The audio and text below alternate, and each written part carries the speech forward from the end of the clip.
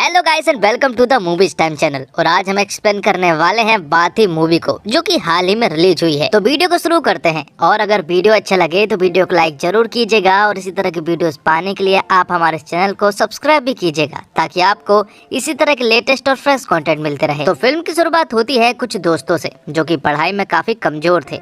वो एक video shop में जाते हैं जहाँ पर उन्हें ढेर सारी कैसेट मिलती है और उन्हें चलाने पर उन्हें पता चलता है एक ऐसे सर के बारे में जो कि उन्हें काफी अच्छे से समझा रहा होता है। दरअसल वो एक मैथ्स का टीचर होता है और वो इनके काफी अच्छे से कॉन्सेप्ट क्लियर कर देता है। और उसी कैसेट पे एक एड्रेस भी लिखा हुआ था। जब वो वहाँ पर जाते हैं तो उन्हें पता चलता है कि ये एड्रेस दरअसल में एक IAS का है, जिनका नाम AM कुमार होता है। यहाँ पर वो लोग उस IAS से उस टीचर के बारे में पूछने लगते हैं कि आखिर वो कौन है। तब AM कुमार उन्हें उस टीचर की स्टोरी सुनाता है, जिनका नाम बालामुरुगन होता है। और कहानी 90s में पहुंच जाती है। तो 90s में कुछ अमीर आदमी पहले ही समझ चुके थे कि एजुकेशन उनके लिए एक बहुत बड़ा बिजनेस साबित होगा, इसलिए उन्होंने प्राइवेट स्कूल का निर्माण करवाया और क्वालिटी ऑफ एजुकेशन की वजह से उन्होंने फीस भी बढ़ा दी। और उसी समय पर स्टेट गवर्नमेंट और सेंट्रल गवर्नमेंट अपने स्कूल को ठीक से नहीं चला पाई और गवर्नमेंट तो टीचर को ठीक से सैलरी भी नहीं दे पा रही थी। ऐसे में टीचर्स भी प्राइवेट स्कूल में पढ़ाने लगे और इसी वजह से गवर्नमेंट स्कूल बंद होने लगे और पुअर स्टूडेंट्स के लिए पढ़ाई एक सपना बन गई। कई बार प्रोटेस्ट भी किए गए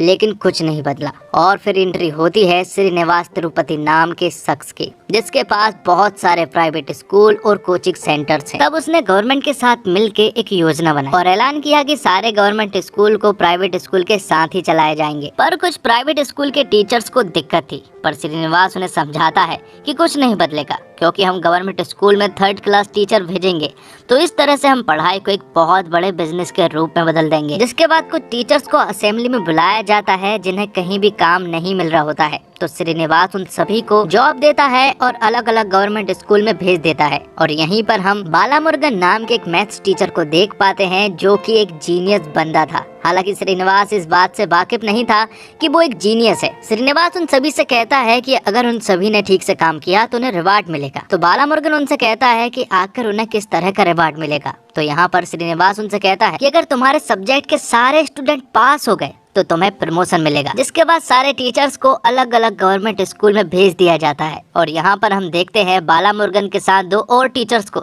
जो कि फिजिक्स और केमिस्ट्री के थे। ये लोग एक गांव में पधारते हैं जहाँ पर इनका बहुत ही अच्छे से स्वागत किया जाता है। इस गांव के सरपंच के साथ साथ बहुत सारी भीड़ भी थी। और इसी स्कूल में मीनाक्षी नाम की एक टीचर भी थी, जो कि इस स्कूल में सालों से पढ़ा रही है। लोग आते हैं चले जाते हैं, लेकिन मीनाक्षी यहीं पर रहकर कई सालों से पढ़ा रही होती है। बालामुरुगन को काफी खुशी होती है कि क्लास में ढेर सारे बच्चे होते हैं और मीनाक्षी उन सभी को पढ़ा रही है।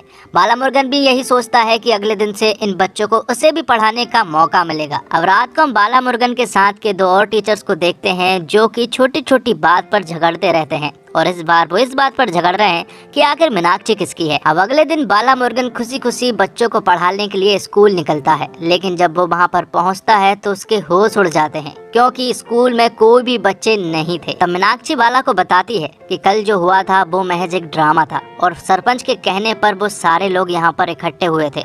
कल से यहाँ पर कोई भी नहीं दिखने वाला है। साथ में वो कहती है कि यहाँ पर ऐसा ही होता है, टीचर्स आते हैं और यहाँ का माहौल देखकर चले जाते हैं, तुम भी चले जाओगे। जिस पर कि बाला उससे कहता है कि वो वादा करता है कि 1 हफ्ते के अंदर वो सारे बच्चों को क्लास में लाकर रहेगा। अब स्कूल में बच्चे नहीं थे और फिजिक्स और केमिस्ट्री के टीचर्स के पास कोई और काम भी नहीं था, इसलिए वो मीनाक्षी के ऊपर डोरे डालना शुरू कर देते हैं।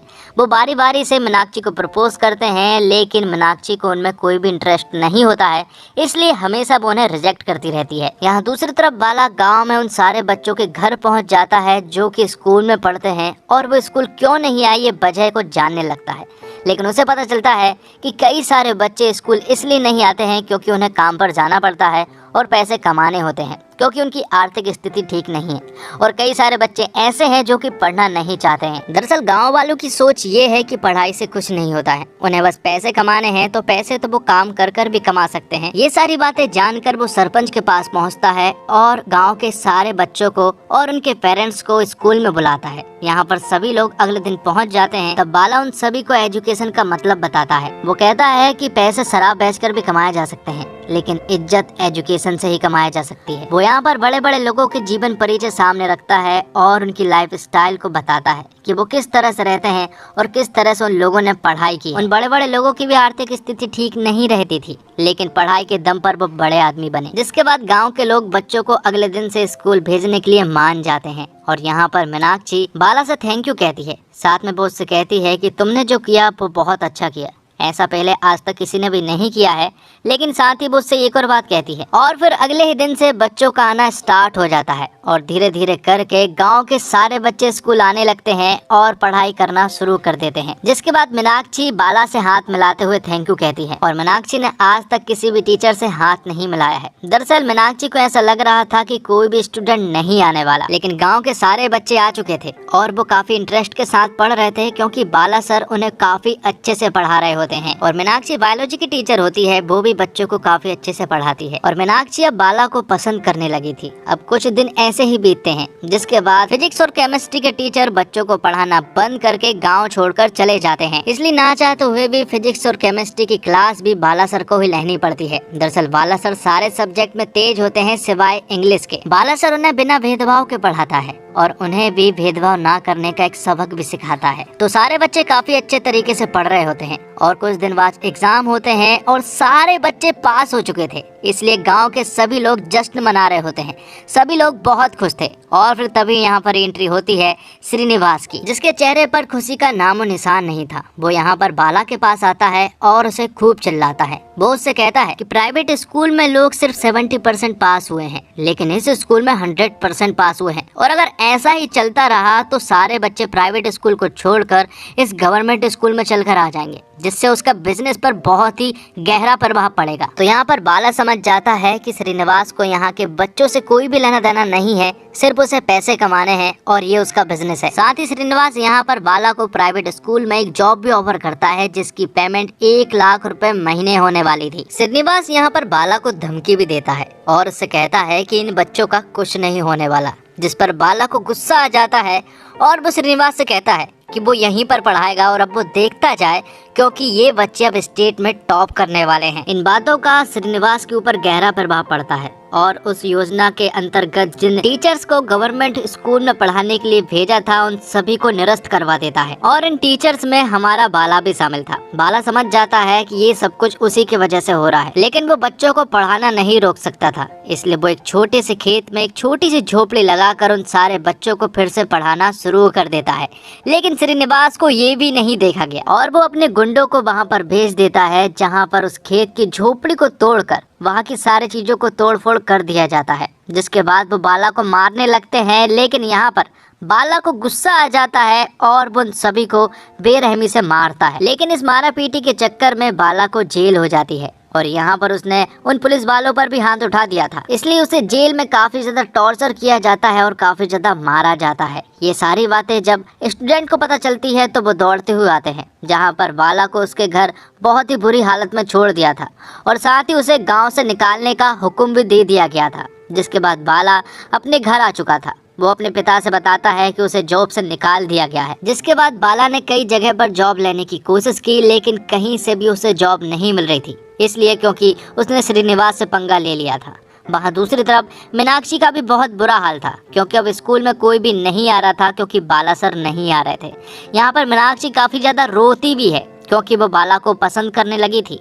इसलिए वो एक दिन बाला के पास आई और वो उससे वापस चलने को कहती है, लेकिन यहाँ पर बाला उससे कहता है कि गांव से उसे निकाल दिया गया है, वो वापस गांव में नहीं जा सकता है। तब मीनाक्षी उससे कहती है कि अगर हम बच्चों को नहीं पढ़ाएंगे तो उनका फ्यूचर पूरी तरह से खराब हो जाएगा। थोड़ी देर के बाद बाला के दिमाग में एक आइडिया आता है और वो मीनाक्षी से कहता है कि अगर वो गाँव नहीं जा सकता है तो क्या हुआ, वो यहीं से बच्चों को पढ़ाएगा। बाला सर ने वीडियो रिकॉर्डिंग के माध्यम से अपनी सारी वीडियोस बना ली और उन बच्चों तक पहुंचा दी। बच्चों ने उन्हें बड़े ही अच्छे तरीके से देखे और अच्छे से पढ़ाई की। ऐसा कई दिनों तक चलता रहा। बाला उन्हें वीडियो के माध्यम से पढ़ाता रहा और बच्चे अपनी फुल ईमानदारी के साथ पढ़ते रहे। लेकिन अब ये बात श्रीनिवास को मालूम चल चुकी थी और कुछ दिनों के बाद एग्जाम भी था। श्रीनिवास समझ जाता है कि ये बच्चे फिर से टॉप करने वाले हैं और जिस दिन एग्जाम था बच्चों का, और वो जिस बस से जाने वाले थे श्रीनिवास उस बस में अपने गुंडे भेज देता है। वहाँ जाकर वो गुंडे उस बस में घुस जाते हैं और यहाँ पर उन बच्चों को रोकने की कोशिश करते हैं, लेकिन तभी एंट्री होती है बाला सर की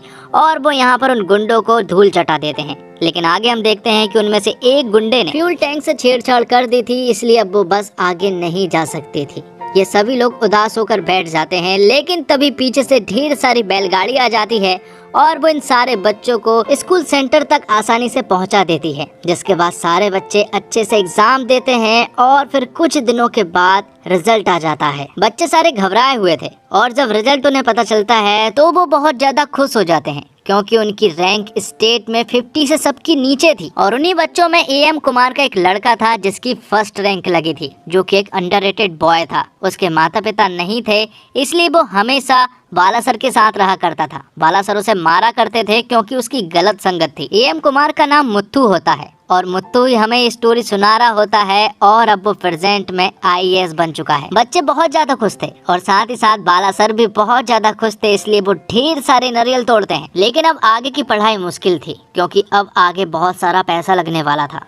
इसलिए श्रीनिवास सारे बच्चों के घर पहुंच जाता है और उन्हें अच्छी अच्छी डील देता है। वो किसी से कहता है कि वो किसी के कर्जे चुकवा देगा, तो किसी की जमीन वापस करवा देगा और किसी को विदेश भिजवा देगा। बस उन्हें ये करना होगा कि उन्हें सबको ये बताना होगा कि वो जो पढ़े हैं वो मेरी कोचिंग से पढ़े हैं, जिस पर कि सारे बच्चे साइन कर देते हैं। और दरअसल ये साइन बाला सर के कहने पर ही उन्होंने किए थे। दरअसल बाला सर ने उन्हें ये बात पहले ही बता दी थी कि जब तुम लोग टॉप करोगे तो श्रीनिवास तुम्हारे पास आएगा और हमें साइन करना है, क्योंकि हमें एजुकेशन लेना है, बिजनेस से हमें कोई मतलब नहीं है। साइन करने पर हमारी हार नहीं होगी बल्कि हमारी जीत ही होगी, क्योंकि हमने हमारे दम पर टॉप किया है। श्रीनिवास जितने वादे करता है करने दो, हमें सिर्फ पढ़ाई करना है और बड़ा आदमी बनना है, तब हम उन सभी लोगों की मदद करेंगे जो कि ठीक से नहीं पढ़ पाते हैं। और आखिर में हमें बाला सर को दिखाया जाता है जो कि काफी बुजुर्ग हो चुके थे और वो अभी भी यही काम करते हैं। वो गरीब बच्चों को सड़क से उठाते हैं और उन्हें एजुकेशन दिलवाते हैं। और इसी के साथ ये फिल्म यहीं पर खत्म होती है। तो दोस्तों, मूवी कैसी लगी कमेंट बॉक्स में जरूर बताइएगा और अगर वीडियो अच्छी लगी हो तो वीडियो को लाइक जरूर कीजिएगा